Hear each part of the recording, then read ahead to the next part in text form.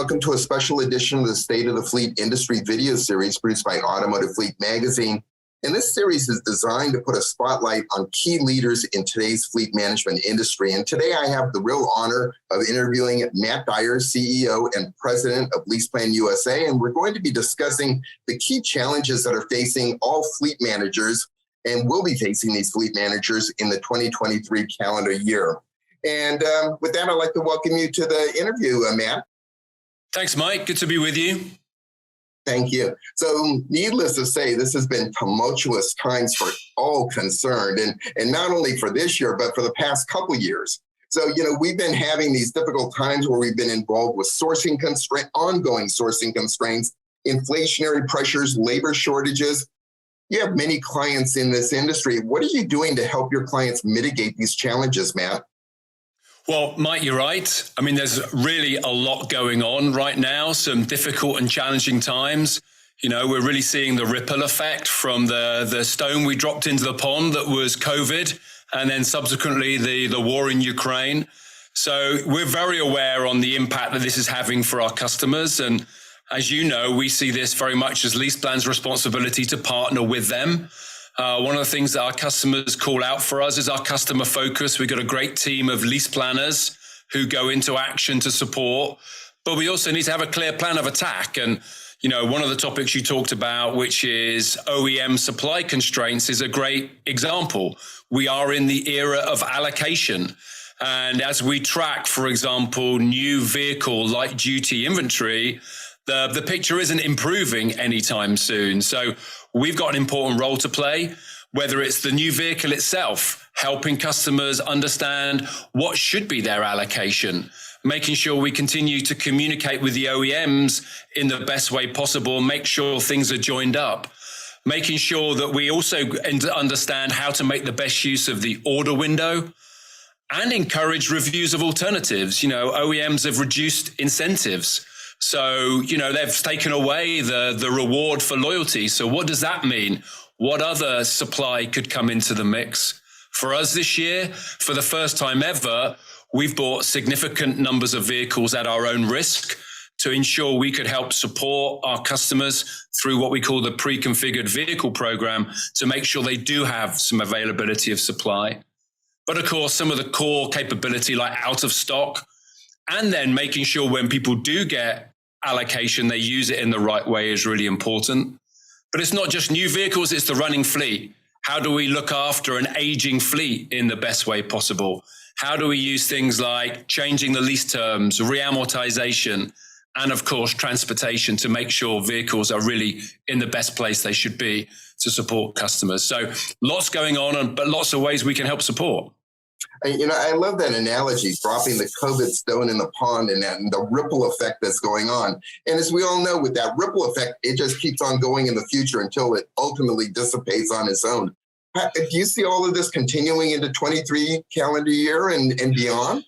Yeah, I really do. As I said, we're in the era of allocation, but there's a whole host of topics that are challenging fleet managers. I really think this is probably for our sector and for our customers the most dynamic era we've ever had. If I look at, what's on a fleet manager's agenda at the moment, it's vehicle supply, cost inflation, extended repair times, but it's also how you're going to transition to EV.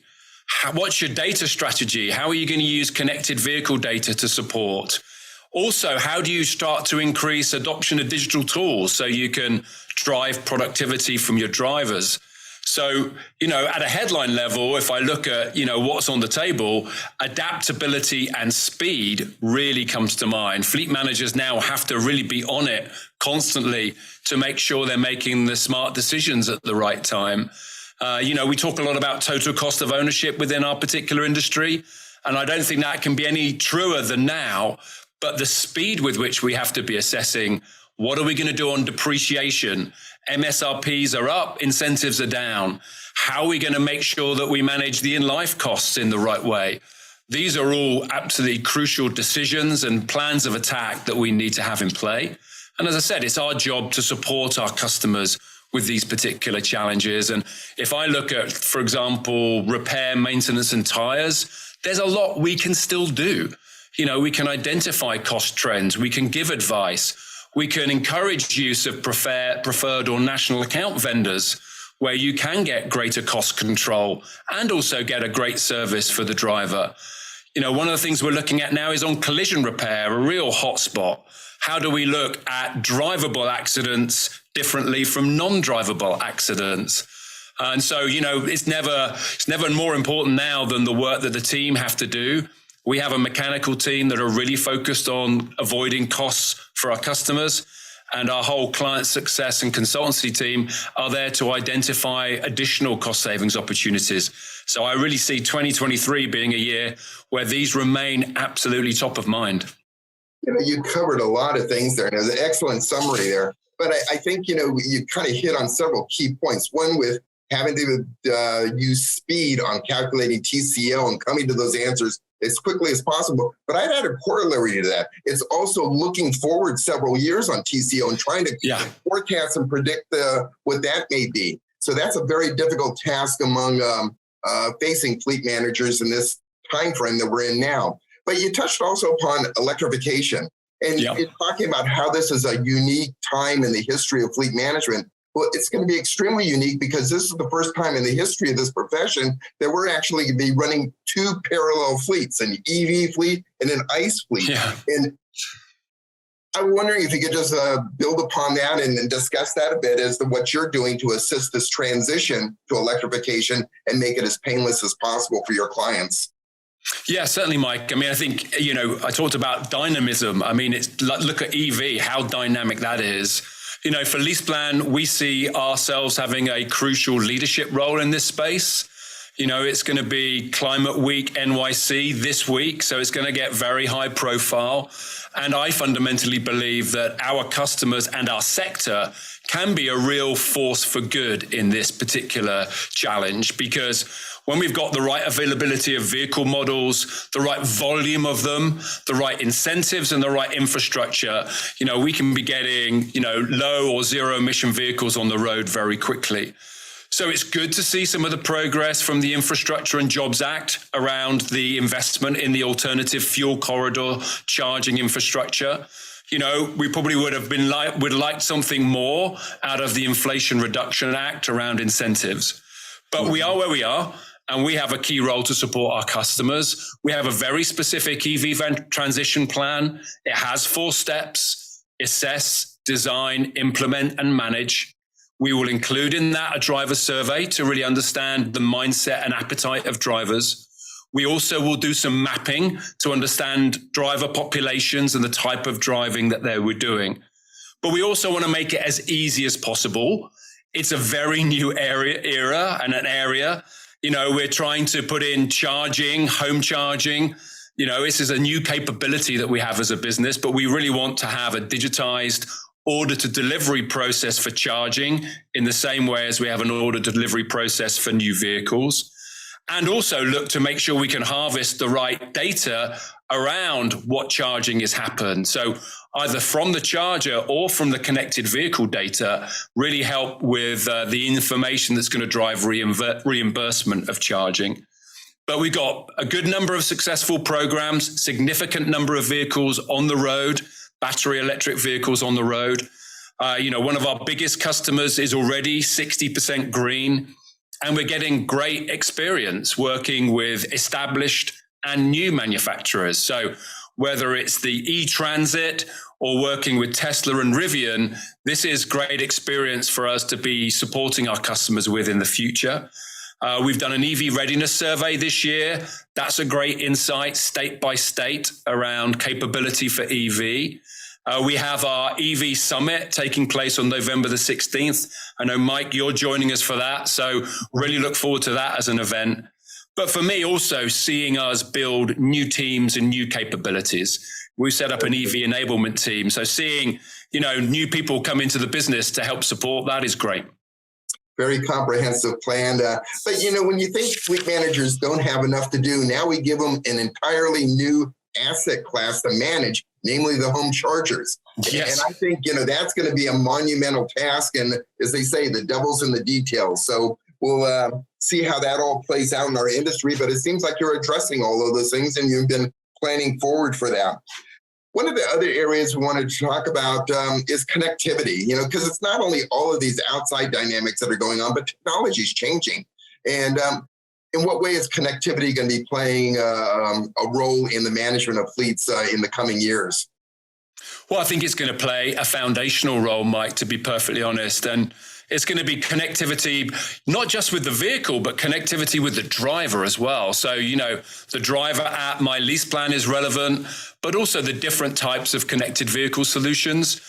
We've established our own proprietary capability called One Connect. We'll have something in the region of 80,000 vehicles on that solution by the end of the year.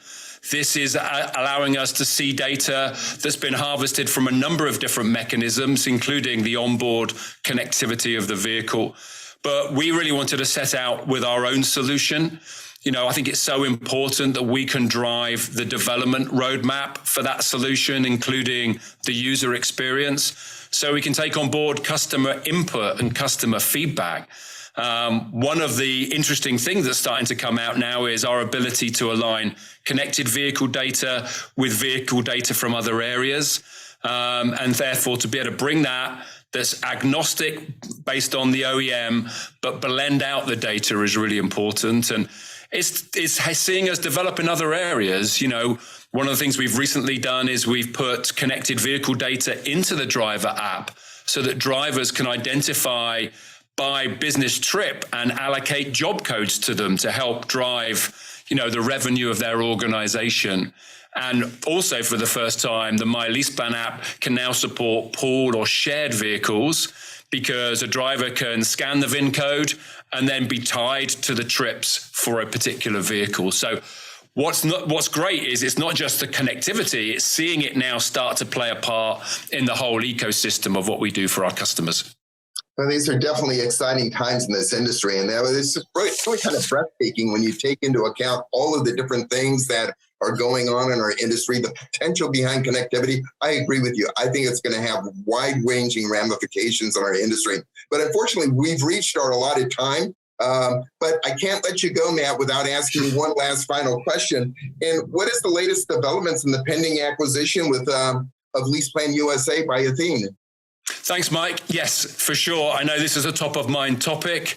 Back in June, our owners, LeasePlan Corporation, announced that we would be sold as LeasePlan US to Athene, which is also the owner of Wheels Donlen. So lots of activity going on. As you can imagine, busy time in the build up to closing. We're excited about combining forces. We think that's going to create a great opportunity for our customers as we really build a real strong player in the US market. And of course, customer ethos and customer commitment comes first. And I do believe this is something that, we have very much embedded in our culture, as do Wheels and Donlen as well. But yeah, lots to work through. Exciting times. Got to pay recognition to our customers, who I have to say, have received this news in a very constructive way, and their support and input for us is still crucial and is going to be very important in the years to come. But also, Mike, our employees, I have to say, this is big news to take in. There's a lot to take in when you announce something like this. And they have really taken themselves on a journey from uncertainty to opportunity. And our next chapter will really bring this to life. But the one thing I have to call out, and it's both humbling and proud for me, is the way that they've gone to work to ensure we continue to deliver for our customers, focus on our customers. And as CEO, you can't ask for more than that. You cannot. And it's a monumental task on everybody's part, from the C-suite all the way down to your line workers. One last question. When do you expect the acquisition to be consummated? We expect it to close towards the end of the year, Mike. Very good then. Well, thank you very much, Matt. This was really a very enlightening, very enjoyable conversation. So I look forward to talking with you again in the future. Look forward to it. Thank you, Mike. All right, bye-bye.